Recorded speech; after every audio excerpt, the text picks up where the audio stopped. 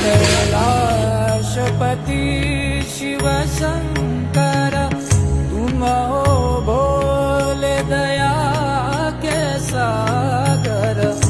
दूर करो सब दुख हमारे, दूर करो सब दुख हमारे।